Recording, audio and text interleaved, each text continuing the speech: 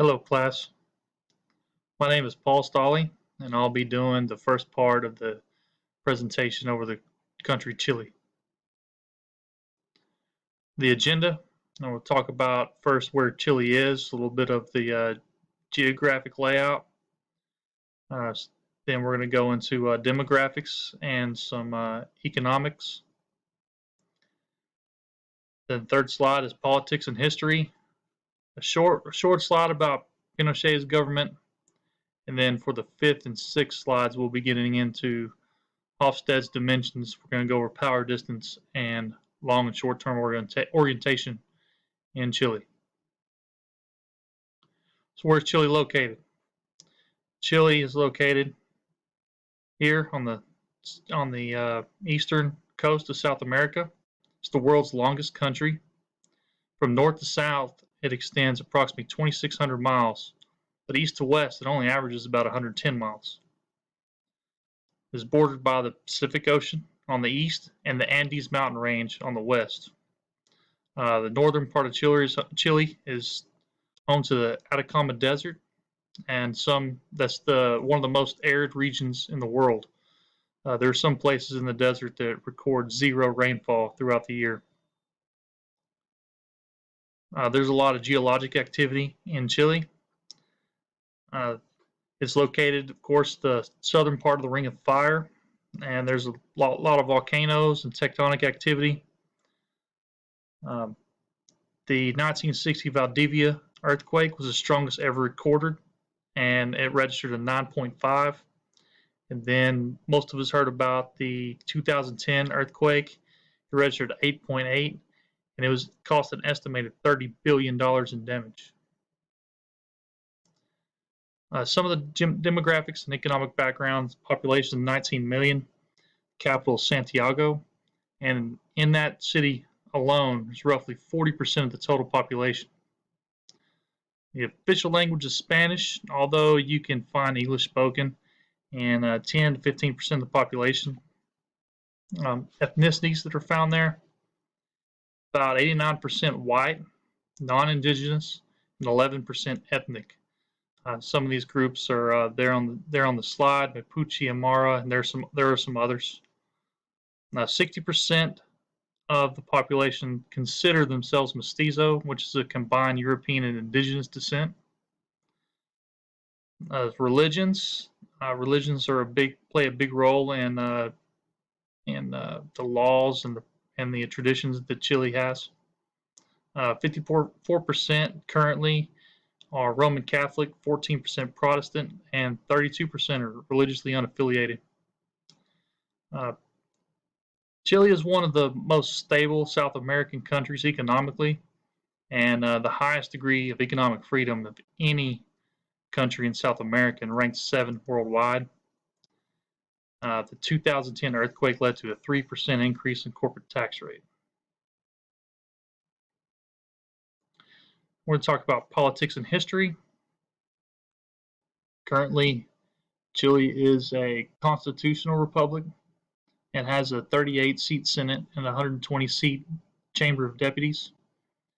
Magellan was the first European to set foot in Chile in 1520. So when he discovered the Southern Passage, it was then conquered by the Spanish around the mid-1500s. Then it declared itself independent from Spain on September 18, 1810, from which a strong presidency arose. Then a civil war in 1891 brought about parliamentary form of government and redistributed power between Congress and the president.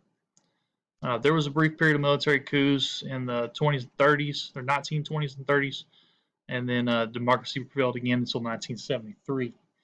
At that time, there was another military coup led by Augusto Pinochet.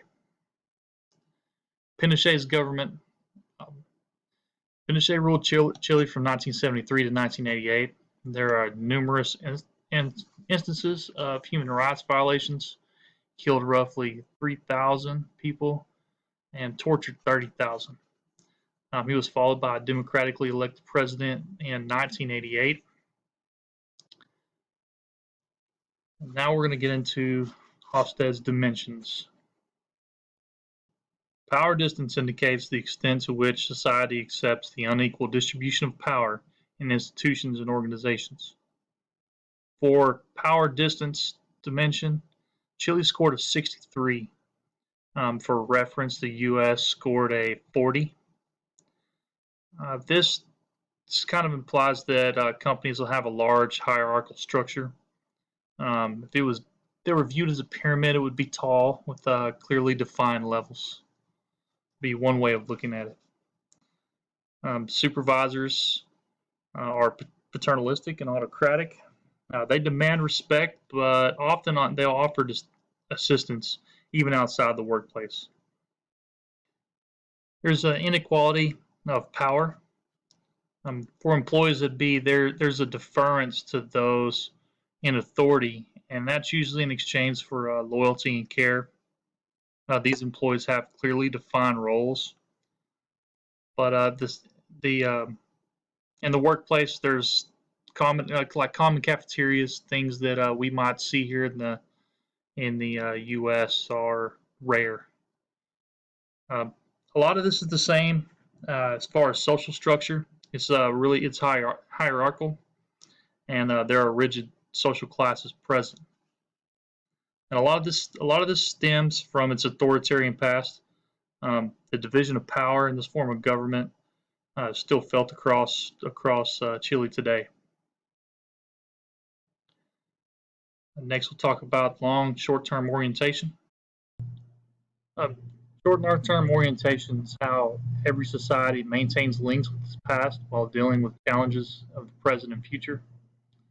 For this dimension, Chile scored a 31, which is similar to the U.S.'s score, which is considered to be a low long-term orientation.